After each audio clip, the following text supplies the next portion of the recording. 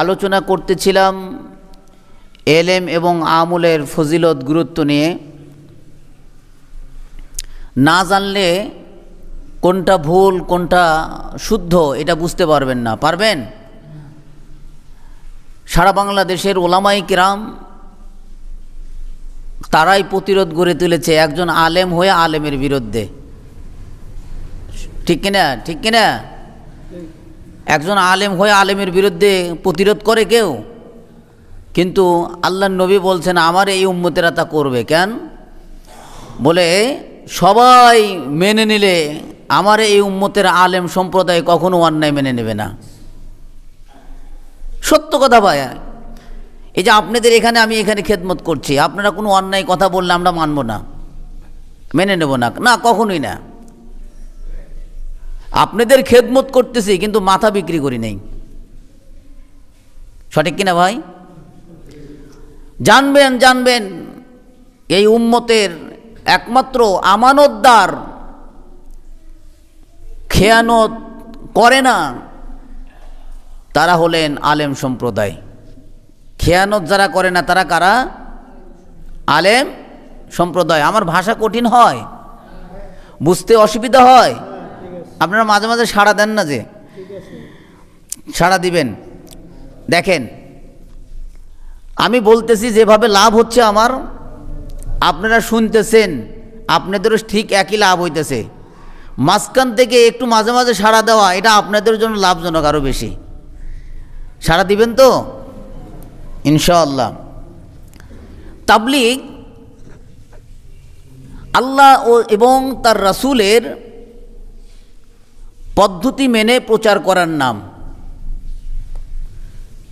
আল্লাহ তার রাসূলের কথা প্রচার করার নাম হলো তাবলীগ।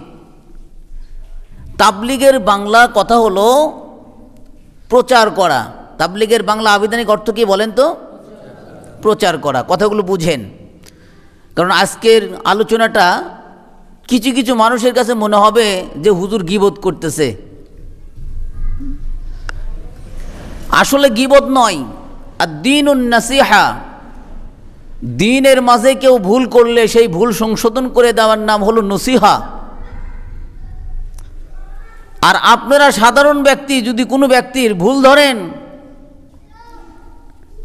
সেটা হবে চর্চা। আর ওলামায়ে কিরাম যদি কোনো ব্যক্তির ভুল আমলকে সংশোধন করেন এটা হবে নসিহা। সুবহানাল্লাহ বললেন না?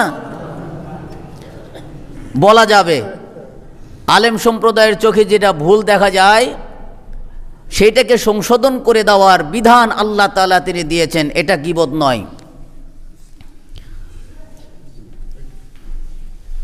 মিথ্যা কথা অপরাধ, কিন্তু দুইজন ব্যক্তির মধ্যে এমন একটা কথা আপনি ছাড়ছেন, মিথ্যা ছাড়া এটা সংশোধন হচ্ছে না। আল্লাহর নবী বললেন ওই মিথ্যাটাও প্রশংসনীয় মিথ্যা। মীমাংসার জন্য মিথ্যা বলা কে? কিন্তু মিথ্যাটাও বলা যাবে না, অপরাধের কাজ। ওলামায়ে কিরাম মিথ্যা কথা বলেন না, তারা সংশোধনমূলক আলোচনা করেন। বিধায় আর দ্বীনুন নাসিহা, দ্বীনের মধ্যে ওলামায়ে কিরাম যে নসিহাত করেন কারো গায়ে কাটা লাগে বাজে, এটা মনে করবেন না আপনার শত্রুতা করেছে, বরঞ্চ মনে করবেন আপনার সংশোধনের নিয়তে ওলামায়ে কিরাম কথা বলেছে। তাবলীগ জামাতকে ওলামায়ে কিরাম ভালোবাসেন। তাবলীগ জামাত, ওলামায়ে কিরাম তাবলীগ না করলে আপনি পাবেন কোথায়? মাওলানা ইলিয়াস রহমতুল্লাহ আলাই তিনি যে তাবলীগের সূচনা করেছেন, এটা কি তিনি একজন আলেম না? মাওলানা ইলিয়াস রহমতুল্লাহ আলাই তাবলীগের কখনোই বিরোধিতা কেউ করে নাই, করছে? কিন্তু মাওলানা সাদ সাহেবের তাবলীগের বিরোধিতা সারা পৃথিবীর ওলামায়ে কিরাম করতেছেন। এর কারণ কি? মানে একটা আমল শুদ্ধ হওয়ার জন্য যেরকম ঈমান শর্ত, কি বললাম বলেন তো ভাই? আমল শুদ্ধ হওয়ার জন্য ঈমান শর্ত, আকীদা শর্ত। আপনার ঈমান আর আমল, ঈমান আর আকীদা যদি শুদ্ধ না হয় আপনার আমল গ্রহণযোগ্য নয়। ঈমান আর আকীদা এতটাই গুরুত্ব গুরুত্বপূর্ণ, ইসলামের প্রথম সারির। ইসলাম পরিপূর্ণভাবে যদি আপনি ইসলামে দাখিল হতে চান, 5টি জিনিসের সমন্বয়ে আপনাকে 5টি জিনিসের সমন্বয়ে ইসলামের মধ্যে প্রবেশ করতে হবে। আল্লাহ তাআলা বলেন নাই তোমরা ঈমানের মধ্যে পরিপূর্ণভাবে প্রবেশ করো, বলে নাই। বলেছেন তোমরা ইসলামে পরিপূর্ণ প্রবেশ করো। কি বলছেন? উদখুলু ফিস সিলমি কাফা, তোমরা ইসলামের মধ্যে পরিপূর্ণভাবে দাখিল হও। ইসলাম 5টি জিনিসের সমন্বয়ে। কয়টি জিনিস? মনে রাখেন। 1 নম্বর ঈমান আকীদা, ঈমান অকাট্য বিশ্বাস। জান্নাত নাই, দেখছেন আপনি? জান্নাত নাই, দেখছেন? আমাদের দৃষ্টিতে জান্নাত নাই না, দেখি নাই, বিশ্বাস জান্নাত আছে। কি দেখা নেই? কেউ দেখে নাই, মরার আগে কেউ দেখছে? অথচ আমরা বিশ্বাস করতেছি জান্নাত আছে, এর নাম ঈমান। দেখা যায় না, আল্লাহকে দেখছেন কিন্তু বিশ্বাস করি, এর নাম হলো ঈমান। জাহান্নাম দেখেন নাই, বিশ্বাস করি জাহান্নাম আছে। ফেরেশতা দেখছেন? দেখেন নাই, বিশ্বাস করি ফেরেশতা আছে। অর্থাৎ 7টি জিনিসের উপর বিশ্বাসের নামই হলো ঈমান। ঈমানে মুফাসসাল পড়ছেন না আপনারা? আমানতু বিল্লাহি ওয়া মালাইকাতিহি ওয়া কুতুবিহি ওয়া রুসুলিহি ওয়াল ইয়াউমিল আখিরি ওয়াল কদরি খায়রিহি, ভালো মন্দের উপর বিশ্বাস করা, খয়ের খার উপর বিশ্বাস করা, এগুলোর নাম হলো ঈমান। আর আপনার আমলকে সহি করবে আকীদা। কি করবে? আপনি দিলের মধ্যে লালন করতেছেন, আল্লাহর হাতে হেদায়েত নাই, দিলের মধ্যে লালন করতেছেন নবীরে দোষী, এই আকীদা পোষণ করে সেজদা করতেছেন, আপনার ঈমান ঠিক নাই। কি নাই বলেন তো? আপনার আকীদা সহি নাই। ওই আকীদার উপর ভিত্তি করে আপনি সারা জীবন তাবলীগ করলে আপনার তাবলীগ গ্রহণযোগ্য হবে না। কি হবে না? গ্রহণযোগ্য হবে না। তাবলীগ করেন, তাবলীগ সর্বোচ্চ উঁচু মানের কাজ, সর্বোচ্চ উঁচু মানের কাজ। প্রত্যেক নবী রাসূলকে তাবলীগ করার প্রতিনিধিত্ব দিয়াই আল্লাহ তাআলা এই দুনিয়াতে প্রেরণ করেছেন। সুবহানাল্লাহ বলেন। তাহলে তাবলীগের কাজ উঁচু মানের না নিচু মানের? তাবলীগ কি আপনার কথাই তাবলীগ চলবে, না আল্লাহ তার রাসূলের কথাই তাবলীগ চলবে? মুখে নাকি অন্তরে? আমরা সাদ সাহেবের তাবলীগ করব, মুখে বলতেছেন, জিকির করতেছেন। সাদ সাহেবের তাবলীগ করা যাবে না।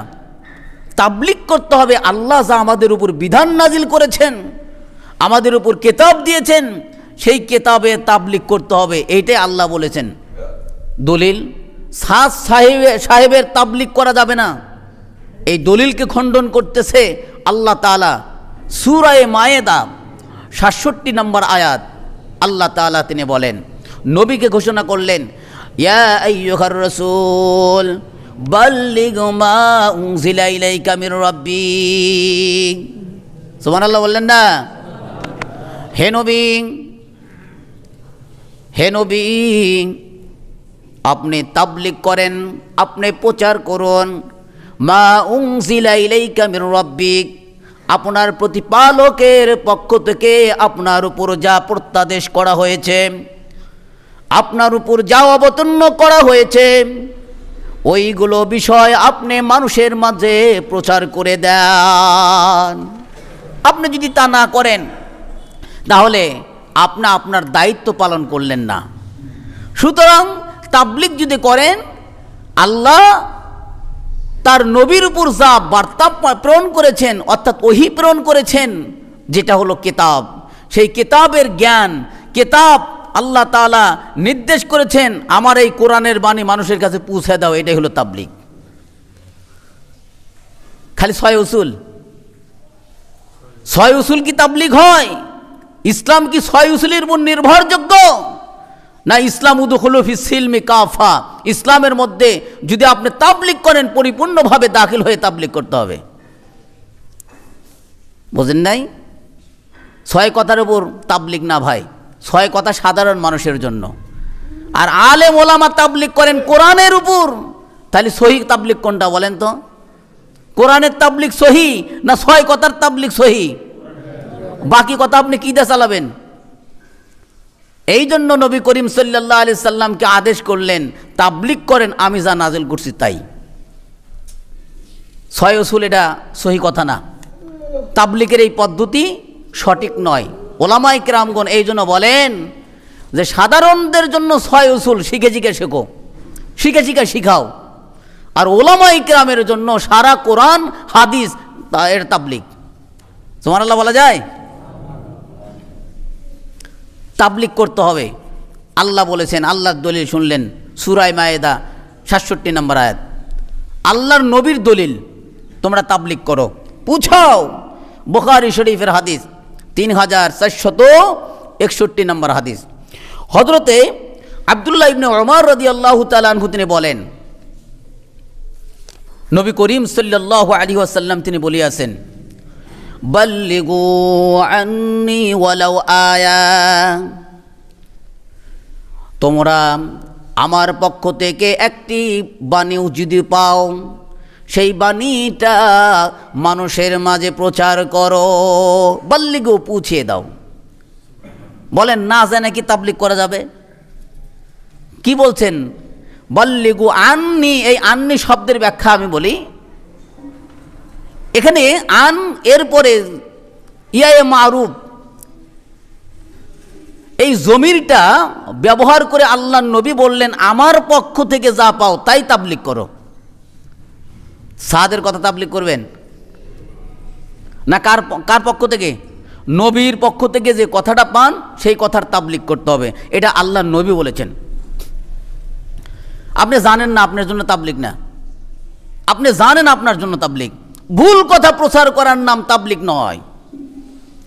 তাবলিগ যেন তেন দায়িত্ব নয়। আপনি ভুল কথা প্রচার করবেন, আপনার ঠিকানা আপনি জাহান্নামের জন্য তৈরি করলেন। নাউযুবিল্লাহ বলেন। এটা আমার দলিল না ভাই, আল্লাহর নবী দলিল দিয়েছেন। বুখারী শরীফে ৩৪৬১ নম্বর হাদিস। নবী বললেন, হাদ্দিসু আম বনি ইসরাঈল ওয়ালা হারাজ, বনি ইসরাঈলের কিচ্ছা কাহিনী বলো, দোষ নাই, দোষ নাই, সত্য হওয়া লাগবে।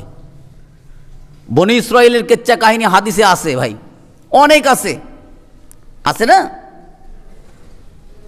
সেইগুলো বলাতে দোষ নাই, কিন্তু সত্য হতে হবে।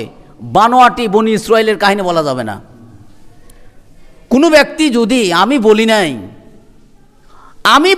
আমি নবী বলি নাই, ওয়ামান কাযাবা আলাইয়া মুতাআম্মিদান ফালইয়াতাবাওয়া মাকআদাহু ফিন্নার, নবী বলছেন আমি বলি নাই এমন কথা মানুষের কাছে প্রচার করছে, ওই ব্যক্তি তার নিজের ঠিকানা জাহান্নামের জন্য তৈরি করে নিল।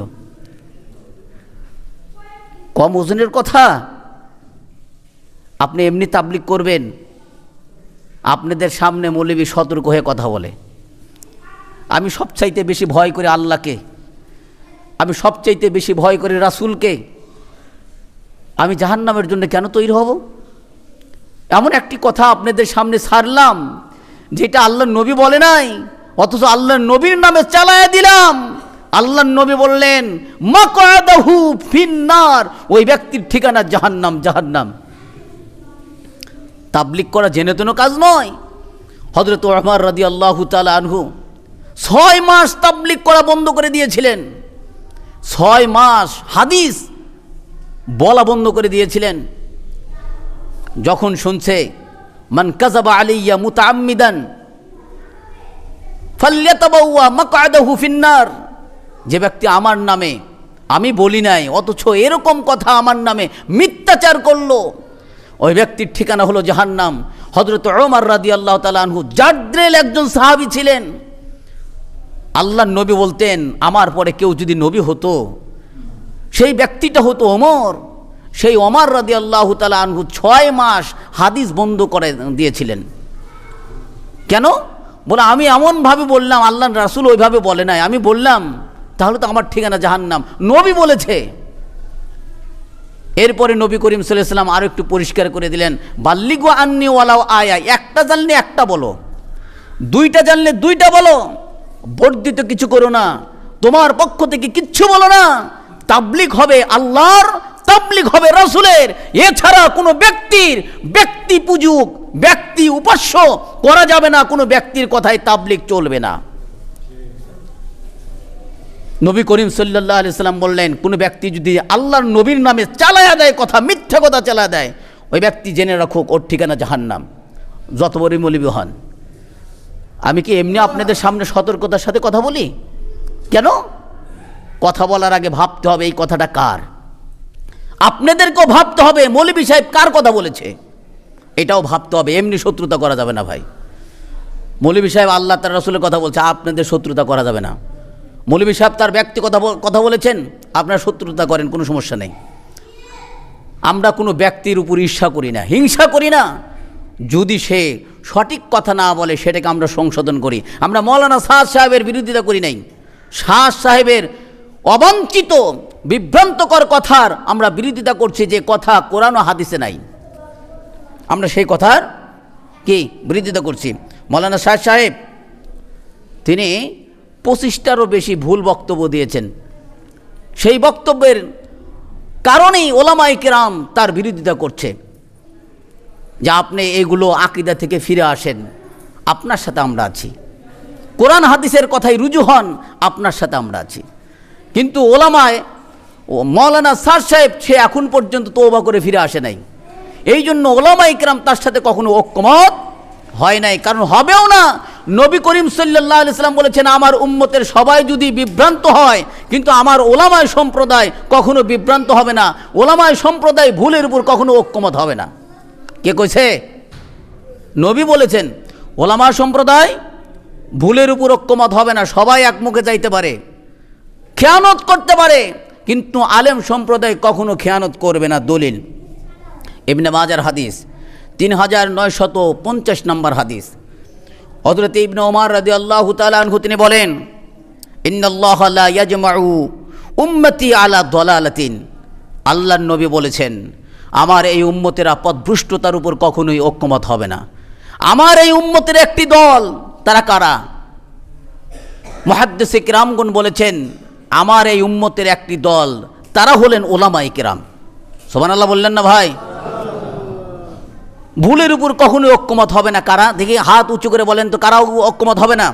আলেম সম্প্রদায়। কেন হবে না?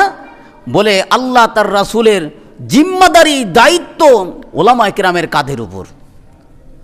আল্লাহর নবী সাল্লাল্লাহু আলাইহি সাল্লাম তাই বললেন, আকরিমুল উলামা, আলেমদেরকে সম্মান করো, কেননা আলেম সম্প্রদায় নবীদের ওয়ারিস। নবীদের ওলামায়ে কেরাম যদি ঠিক, সব ঠিক। আমির ওমরা যদি ঠিক, সব ঠিক। নবী করিম সাল্লাল্লাহু আলাইহি সাল্লাম বলেন এরপরে, যদি তোমাদের মধ্যে ফাইদা রাআইতুম ইখতিলাফান, যদি তোমাদের মধ্যে মতনৈক্য দেখা যায়, ফালাইকুম বিস সাওয়াদিল আযম, নবী করিম সাল্লাল্লাহু আলাইহি সাল্লাম বললেন, তাহলে তোমরা বড় একটি দলকে গ্রহণ করবে। সুবহানাল্লাহ বলেন। সারা বাংলাদেশের ওলামায়ে কেরাম একটা বড় দল না ভাই? আর সাদ সাহেব একা? সাদ সাহেব এককের দল করা যাবে না। নবী করিম সাল্লাল্লাহু আলাইহি সাল্লাম বলেছেন, বিস সাওয়াদিল আযম, বড় একটি দলকে মানো তখন। কারণ একসাথে সবাই ভুল করে না ভাই। একসাথে ভুল করে সবাই? আপনি এককভাবে ভুল করে, শয়তানের ধোঁকা একজন একজন করে, শয়তানের ধোঁকা সমষ্টিগতভাবে করে না। নবী করিম সাল্লাল্লাহু আলাইহি সাল্লাম তাই বললেন, ওলামা কেরাম কখনোই আমার উম্মতের মধ্যে, ওলামায়ে কেরাম কখনোই খেয়ানত করে না, তারা ভুলের উপর কখনো ঐক্যমত হবে না। ব্যক্তি পূজা ছেড়ে দেন। ইতাআতি, তাবলীগ আবার কিসের গ্রুপ? এই কথাটাই ভুল। ভাই মৌলানা জুবায়ের গ্রুপ, মৌলানা সাদ গ্রুপ, এর ভুল কথা ভাই। তাবলীগ আল্লাহ তার রাসূলের, জুবায়ের কিসের? জুবায়ের তাবলীগ কি?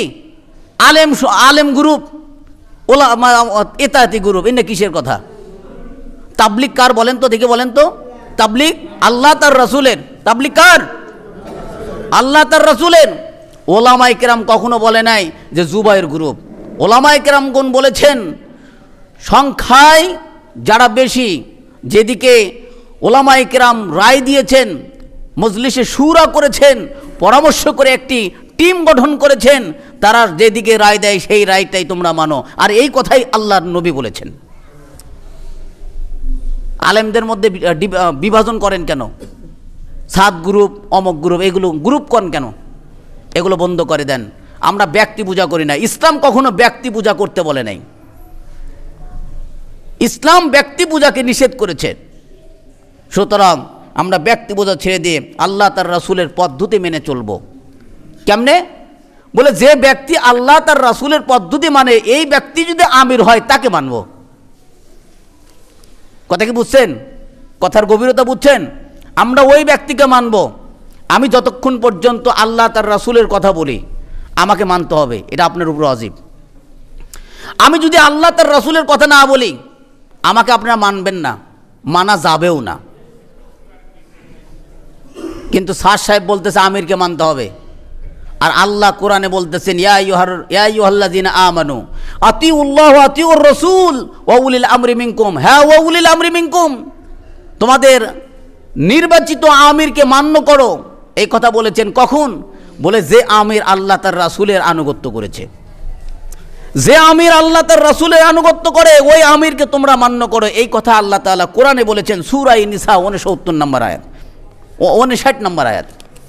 সম্মানিত উপস্থিতি সুধী, নবী করিম সাল্লাল্লাহু আলাইহি সাল্লামের উপর ওহী নাজিল করা হয়েছে।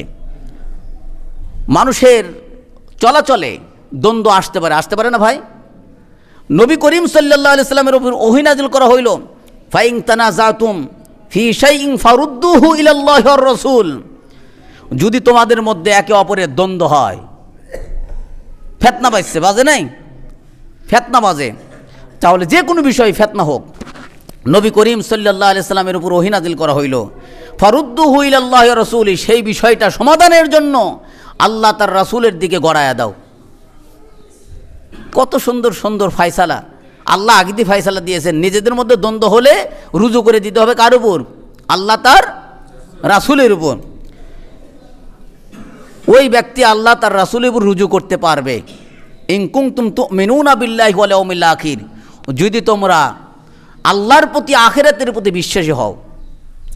তোমার দিনকে তুমি যদি টিকাতে চাও, তোমার দিনকে তুমি যদি সংশোধন করতে চাও, আল্লাহ তার রাসূলের বিকল্প কোনো পদ্ধতি নাই। নিজের বানোয়াটি মত ব্যক্তি পূজা করে ভুল পথের প্রতীক হওয়া যাবে না। নবী করিম সাল্লাল্লাহু আলাইহি সাল্লামের উপর ওহী নাজিল করা হয়েছে। শুনে রাখো যালিকা খায়র, এটার মধ্যেই সর্বোচ্চ কল্যাণ। আমার ভুল ত্রুটি হলে আল্লাহর দিকে ঘুরে দেওয়া, আমার ভুল ত্রুটি হলে রাসূলের দিকে গড়ায় দেওয়া, এটার মধ্যেই রয়েছে কি কন্ত? কল্যাণ। আর আমি যত বড় ব্যাখ্যাকার হই, ওয়ামান আহসানু তাউইলা, আল্লাহই হলেন সবচাইতে উত্তম ব্যাখ্যাকারী। আল্লাহর চাইতে উত্তম ব্যাখ্যাকারী কেউ আছে ভাই? আল্লাহর চাইতে উত্তম বুঝানোওয়ালা কেউ আছে? আল্লাহ তাআলা তাই বললেন, সুতরাং তুমি একটা বিষয় দ্বন্দ্বে লিপ্ত হয়ে গেছো, ওই দ্বন্দ্ব নিরসনের জন্য আল্লাহ তার রাসূলের দিকে গড়ায় দাও। এটা হলো চূড়ান্ত ফয়সালা আল্লাহ তাআলার পক্ষ থেকে। সূরা নিসা 59 নম্বর আয়াত, পরিষ্কার। কিন্তু এখন পর্যন্ত মাওলানা সাদ আল্লাহ তার রাসূলের দিকে গড়েন নাই। আমিরকেই মানতে হবে, আমির যদি ভুল পথে থেকে তাকেই মানতে হবে, এই কথা কোরআন হাদিসের কোনো পৃষ্ঠাতে নাই। সম্মানিত উপস্থিতি সুধী, মাওলানা সাদ সাহেবের ভ্রান্ত আকীদা দেখেন। কোরআন শরীফ তেলাওয়াতে কোনো সওয়াব নাই। নাউজুবিল্লাহ বললেন না ভাই? না বুঝে কোরআন শরীফ তেলাওয়াত করা তরকে ওয়াজিব তরকের গুনাহ হয়। আমার কথা না, মাওলানা সাদ সাহেবের কথা। এই কথাতে আপনারা যে কয়েকজন আছেন, আপনারা আলেম না সে, কিন্তু আপনারা কি কেউ মেনে নেবেন কোরআন শরীফ তেলাওয়াতে সওয়াব নাই? এই কথা মেনে নেবেন? আপনারা কিন্তু মানতে পারতেছেন না। তাহলে আলেম ওলামা জানে, তারা কেমনে মানবে? তার সাথে কি কখনো একমত হতে পারবে আলেম ওলামা? আলেম ওলামা বলতেছে তুমি এই আকীদা তোমার সহি না। কোরআন শরীফ বুঝে পড়লেও সওয়াব আছে, না বুঝে পড়লেও সওয়াব আছে। একটি করে হরফে 10টি করে নেকি পাওয়া যায়। সুবহানাল্লাহ বলেন। এটা তো পড়ার কথা বললাম। কোরআন শরীফ আপনি পড়লে সওয়াব আছে, আপনি পড়েন নাই, শুধু শুনতেছেন। নবী করিম সাল্লাল্লাহু আলাইহি সাল্লাম বললেন, পড়ার চাইতে শোনাওয়ালা, যারা শোনেন, শোনেওয়ালা ব্যক্তি, তাদের জন্য দ্বিগুণ সওয়াব আছে। না পড়ে দ্বিগুণ সওয়াব, পড়লে সওয়াব আছে, পড়লে সওয়াব আছে, কিন্তু না পড়ে শুধু শুনলে দ্বিগুণ সওয়াব আছে। তাহলে আমার চাইতে আমি যদি এখানে কোরআন শরীফ তেলাওয়াত করলাম, আলিফ লাম মিম বললাম, তাবারাকাল্লাযী বিয়াদিহিল মুলকু ওয়া হুয়া আলা কুল্লি শাইইন কাদির বললাম, আপনারা শুধু শুনছেন, আপনারা কি পড়ছেন? আমার জন্য সওয়াব আছে 10টি হরফে হরফে, আর আপনার জন্য সওয়াব নবী বলেছেন মুদাআফা, তার জন্য দ্বিগুণ সওয়াব। আমার 10টা হলো, আপনার 20টা হবে। কেন জানেন? আমার পড়াতে ভুল হতে পারে, আপনার শোনাতে ভুল নাই। আমার পড়াতে হরকতের ভুল হতে পারে, আপনি যে মনোযোগ দিয়ে শুনছেন, আপনার শোনার মধ্যে ভুল নাই। এই জন্য নবী করিম সাল্লাল্লাহু আলাইহি সাল্লাম বলেছেন, সাবধান হয়ে যাও, কোরআন যেখানে তেলাওয়াত করা হয় মনোযোগের সাথে শোনো, এটা তোমার জন্য ওয়াজিব। গুরুত্ব দিয়ে শোনো, মনোযোগ দিয়ে শোনো, তাহলে তুমি নেকি পাবে, তোমার নেকি হবে ডবল ডবল। এটা আল্লাহ বলেছেন, নবী বলেছেন। আর সাদ সাহেব বলতেছে কোরআন তেলাওয়াতে না বুঝে পড়লে কোনো সওয়াব নাই। এটা বলা যেতে পারে, কোরআন তেলাওয়াত না বুঝে পড়লে আপনার উপকার হবে না। গত জুমার আগের জুমায় শুনছেন না? আমি বলছি, বলছি না, যে কোরআন তেলাওয়াত করো সেটা যদি তুমি না বোঝো, ওই কোরআন তোমাকে কেমনে উপকার দেয়, এই কথা আমার না, নবী বলেছিলেন। উপকার দেওয়া এক জিনিস, সব হওয়া আর এক জিনিস। কিন্তু সাদ সাহেব বলতেছেন না বুঝে পড়লে কোনো সওয়াব নাই। শুধু তো নাইকাই, ওয়াজিব তরকের গুনাহ হবে। এই কথাতে ওলামায়ে কেরাম কখনোই একমত হতে পারবে না, আপনারও হতে পারবেন না। আল্লাহর নবী বলতেছেন প্রত্যেকটি হরফে হরফে নেকি। দলিল তিরমিজি শরীফের হাদিস 2910 নম্বর হাদিস, প্রত্যেক হরফে হরফে নেকি হয়। এই দলিল কোথায় আছে ভাই? তিরমিজি শরীফের 2910 নম্বর হাদিস। আর সাদ সাহেব বলতেছেন কোরআন তেলাওয়াতে সওয়াব নাই। দলিল হযরত আব্দুল্লাহ ইবনে মাসউদ রাদিয়াল্লাহু তাআলা আনহু তিনি বলেন, নবী করিম সাল্লাল্লাহু আলাইহি সাল্লাম বলেছেন, মান ক্বারা হারফান মিন কিতাবিল্লাহ, যে ব্যক্তি কোরআন থেকে একটি হরফ তেলাওয়াত করে, ফালাহু বিহি হাসানা, তার জন্য একটি নেকি রয়েছে। কয়টি নেকি? জোরে বলেন তো, কয়টি নেকি? একটি। আল্লাহ তাআলার ফারাজ হলো ওই নেকিকে কনভার্ট করেন, ওই নেকিকে কনভার্ট করে মান জা বিল হাসানাতি ফালাহু আশরু আমসালিহা। আল্লাহ কোরআনে বলেছেন যে ব্যক্তি একটি পুণ্যের কাজ করে, ওই ব্যক্তির জন্য একটি নেকি দেওয়া হয়, আল্লাহ তাআলা ওটাকে কনভার্ট করে 10টি নেকি দান করেন। সুবহানাল্লাহ বলেন। আরে ভাই, নেকি পাইছেন একটা, কিন্তু আল্লাহ তাআলা খুশি হয়ে আপনাকে আরো 9টা দিয়ে 10টা দিয়ে দিছেন। আল্লাহ আমাদের জন্য কৃপা করে, বোঝা লাগবে। নেকি আপনার একটা হয়েছে, একটা হরফে একটি নেকি হয়েছে, কিন্তু আল্লাহ তাআলা দয়া করে আমাদের জন্য আরো 9টি বৃদ্ধি করে দিয়ে 10টা দিয়েছেন। তাহলে একটি হরফে কয়টি নেকি পাইছেন? 10টি। নবী করিম সাল্লাল্লাহু আলাইহি সাল্লাম বললেন, তোমরা এই কথাটা ভুল বুঝবে না, বুঝে পড়লেও নেকি আছে, না বুঝে পড়লেও নেকি আছে। বুঝবেন কেমনে?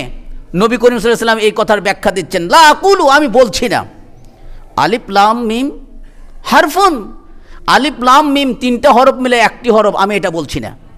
সুবহানাল্লাহ বললেন না ভাই? আল্লাহর নবী সাল্লাল্লাহু আলাইহি সাল্লাম ব্যাখ্যা দিচ্ছেন, ওয়ালাকিন, বরংস আমি বলতেছি, আলিফ হারফুন, আলিফ হলো একটি হরফ, ওয়ালাম হারফুন, লাম একটি হরফ, ওয়া মিম হারফুন, মিম একটি হরফ। এই আলিফ লাম মিম 3টি হরফ, 3টি হরফে 3 × 30 নাকি তোমার আমল নামে দেওয়া হবে। নবীর ব্যাখ্যা। আচ্ছা বলেন তো, সারা পৃথিবীর মুহাদ্দিস গুলে খিলেলেও, মুফাসসির গুলে খিলেলেও আলিফ লাম মিম এর ব্যাখ্যা পারবে? আলিফ লাম মিম আল্লাহ তার রাসূলের গোপন কথা, আমার প্রেমের কথা আপনার কাছে প্রকাশ করা, ফোকাস দেওয়া, এটা কি পছন্দের? আল্লাহ তার রাসূলের গোপন কথা ছিল আলিফ লাম মিম, ত সিন হা মিম, এইগুলো সূরার শুরুতে আসে, এগুলো আল্লাহ তার রাসূলই ভালো বুঝতেন।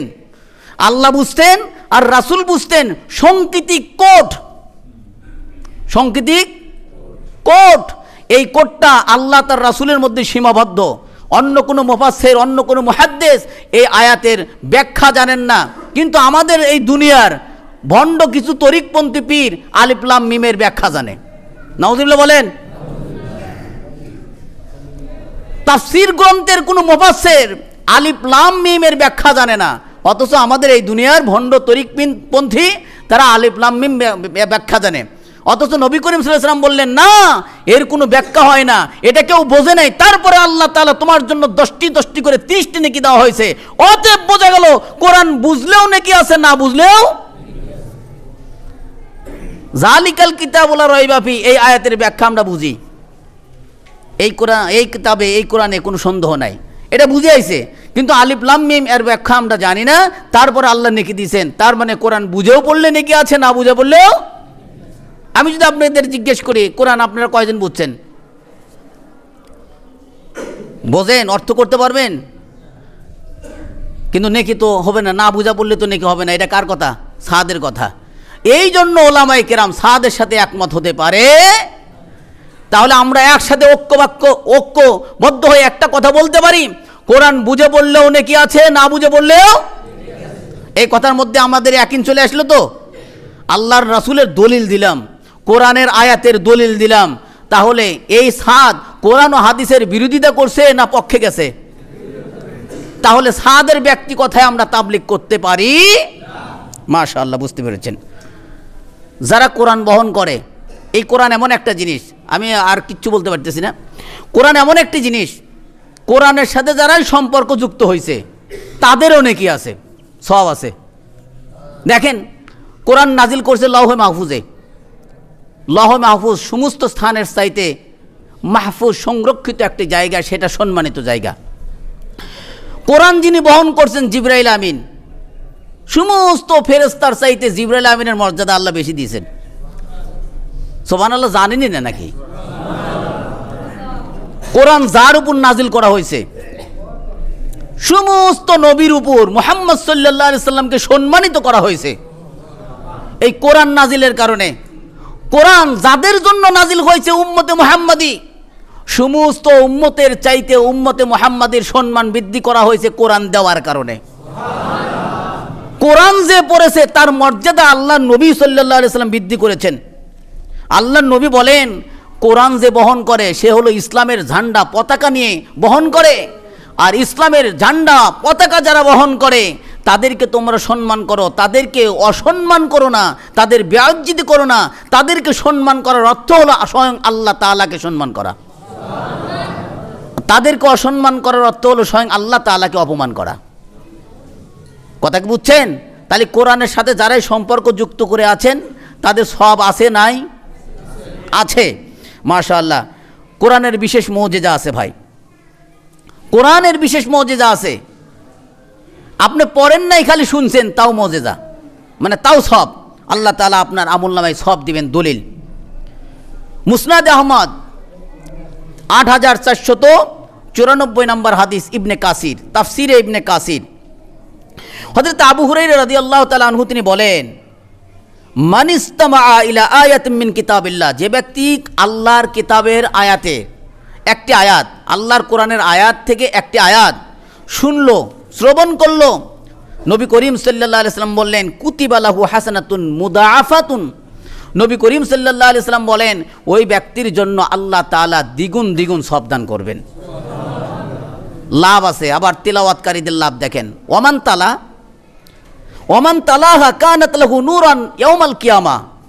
যে ব্যক্তি কোরআন তেলাওয়াত করবে, এই কোরআন তেলাওয়াতটা কিয়ামতের দিন তার জন্য নূর হবে। সুবহানাল্লাহ বলেন। তাহলে তেলাওয়াতকারীর জন্য দুইটা লাভ, তেলাওয়াতকারীর জন্য কি দুইটা লাভ পাইলাম, শ্রবণকারীর জন্য দুইটা লাভ। এই জন্য আমরা কোরআনের সাথে সম্পর্ক রাখলে আমাদের লস না লাভ? কিন্তু সাদ, মৌলানা সাদ কি কয়, না বুঝে পড়লে লাভ নাই, সব নাই।